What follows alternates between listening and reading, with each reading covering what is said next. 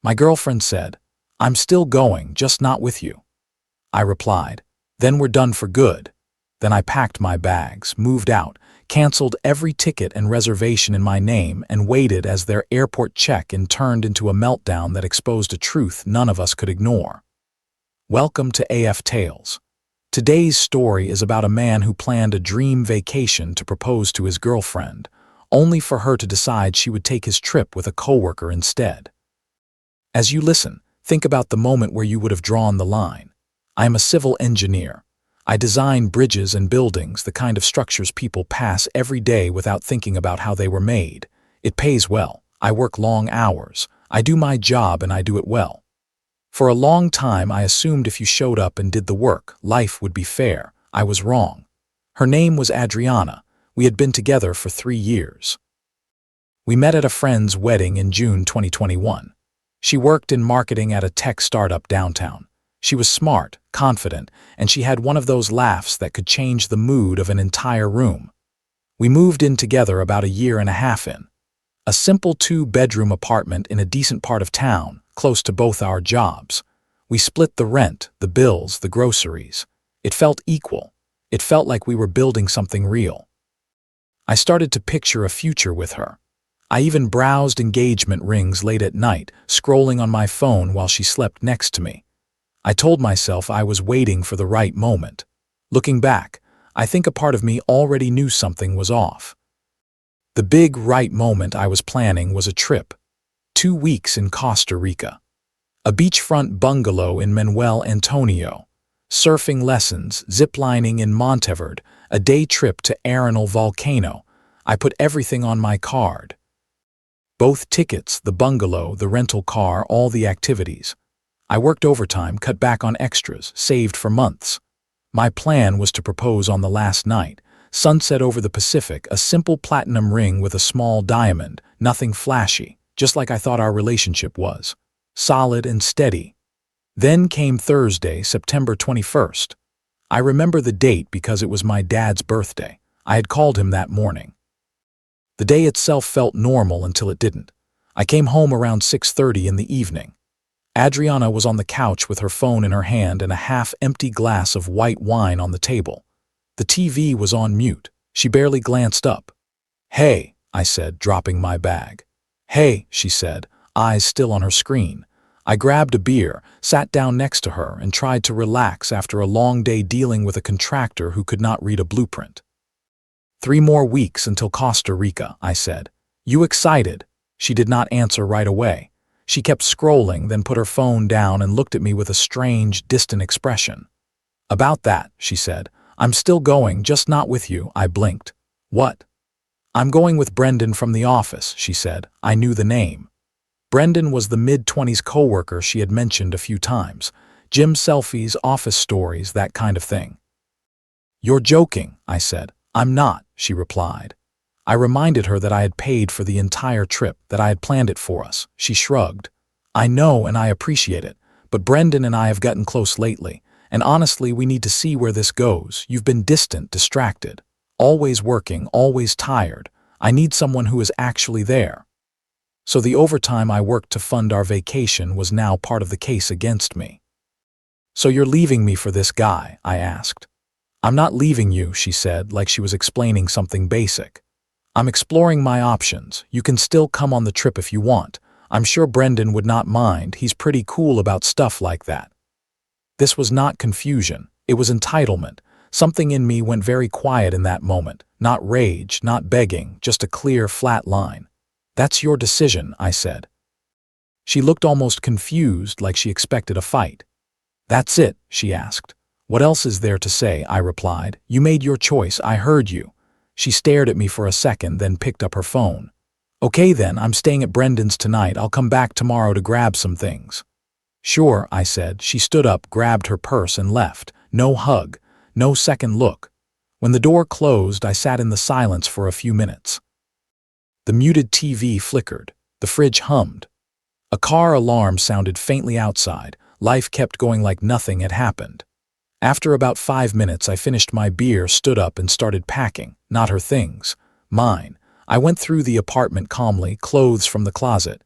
My tools and gear, my laptop, important documents, family photos. The coffee maker my mom gave me. The kitchen knife set I had bought. Everything that was clearly mine. Sometimes the most powerful move is not the one with the most noise, but the one where you quietly change your entire direction. Around 8, I called my friend Aaron, a freelance photographer. "Can I crash at your place for a while?" I asked. "Yeah, of course," he said. "You okay?" "Not really. I'll explain when I get there." I packed 2 large suitcases and a few boxes, loaded them into my truck, left my key on the kitchen counter and walked out. When I got to Aaron's place, he helped carry everything in, handed me a drink, and listened while I told him what happened. "So what's your plan?" he asked. "I'm done," I said. "Completely done." "Good," he said. "She does not deserve you."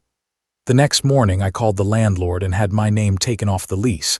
He was understanding. I had always paid on time. That part was simple.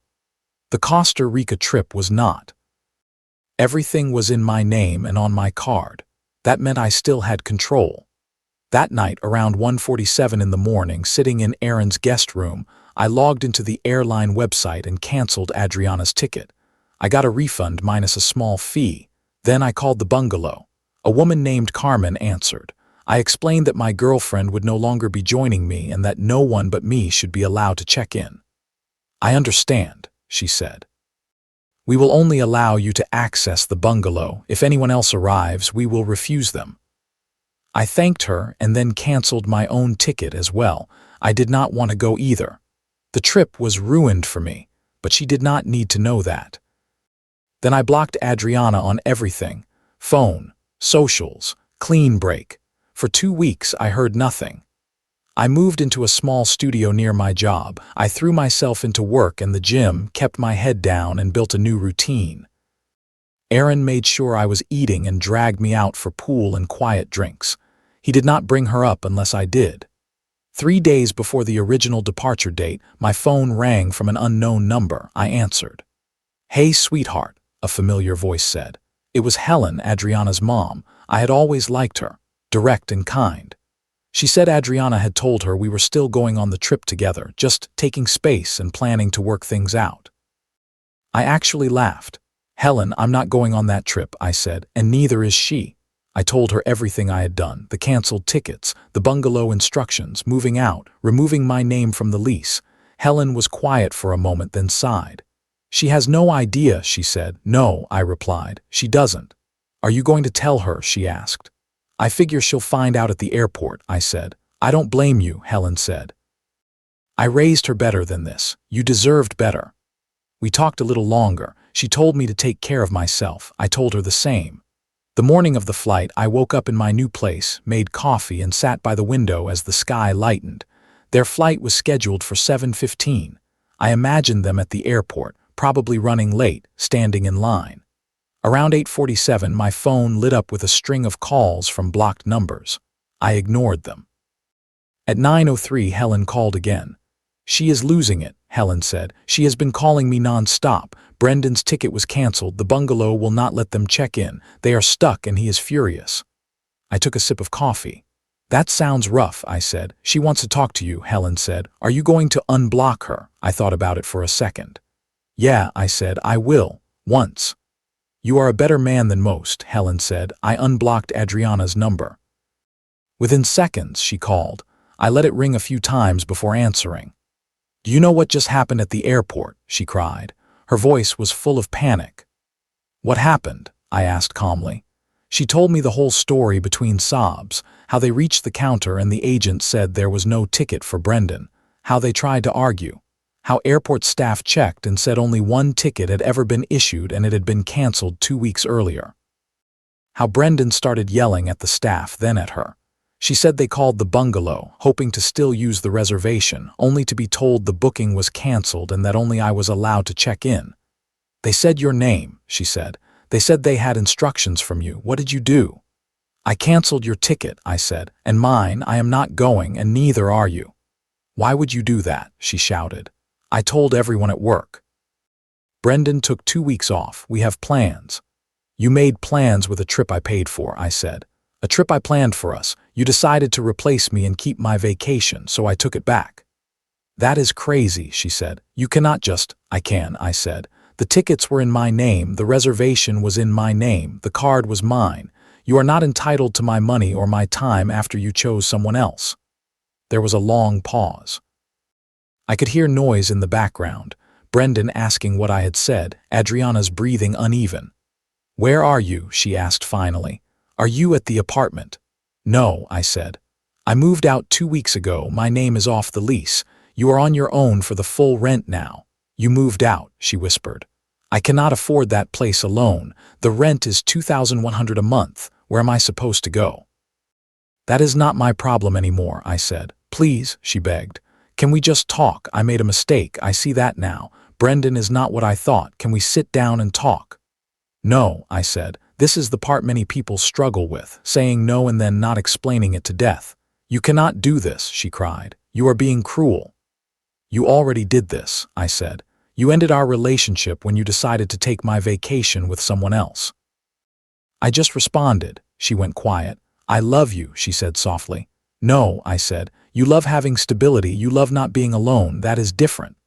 That is not fair, she said. Fair, I asked. I worked for 6 months to plan that trip. I was going to propose to you in Costa Rica. I had a ring picked out, and you told me I could still come as a third wheel, so yes, let's talk about fair. She went silent again. You were going to propose, she whispered. Yes, I said, I was. Now I am glad I didn't. I hung up. Then I blocked her again. I blocked Brendan too, and then I sat in my small living room and realized I felt something I had not felt in weeks. Peace. 4 months have passed since that call. December turned into January. Life moved on. Adriana tried reaching out through mutual friends. Some told me she was struggling. Some said she wanted to apologize. I told them I was done and did not want contact. I heard through Aaron that she and Brendan lasted about 2 weeks after the airport. He was never interested in something serious. She moved out of the old apartment in November because she could not afford it alone. Last I heard, she has 2 roommates across town. Helen and I still talk now and then. She sends me a holiday card. We grabbed coffee once. She apologized again. I told her she did not need to keep doing that. Her daughter's choices are her own. As for me, I used about $4,200 of the refunded travel money as part of a down payment on a small house about 30 minutes outside the city. 2 bedrooms, a garage, a little yard. It needs work, which is fine. I like building things. I got promoted to senior engineer in December. More responsibility, better pay, my own team. My boss said I have been more focused. More decisive. He is not wrong. I started dating again a few months later. I met someone named Kira at a coffee shop near my new place. She is a veterinarian who works with rescue animals. We have been on a handful of dates. We are taking it slow. She knows the basic story about Adriana. She did not judge. She just listened. I think about that night on the couch sometimes. The way Adriana casually said she was taking my vacation with another man. The way she expected me to accept it. The way I heard myself say, "That's your decision," and realized I finally believed I could make my own. I do not feel angry now. Mostly, I feel grateful that I saw who she really was before I tied my life to her. Here are a few lessons I took from this. Lesson 1. When someone treats your effort and sacrifice as something they can hand to someone else, you are not a partner in their eyes. You are a resource. Lesson 2. You do not have calm, polite conversation to a person who has already shown you clear disrespect. Sometimes leaving quietly is the healthiest answer. Lesson 3. Blocking someone is not petty. It is a boundary, especially when they only reach out after their new plan falls apart. Lesson 4. Love without respect and loyalty is not enough to build a shared future, no matter how much history you have together. Lesson 5. Walking away before marriage, shared debts, or children is not a failure. It is protection. Sometimes saying no more is the most loving thing you can do for yourself. What about you? If your partner tried to take a trip you paid for and use it with someone else, would you have stayed and argued or walked away like I did? And do you think you could ever trust someone again after they showed you that level of disrespect? Or is that a line you could never uncross?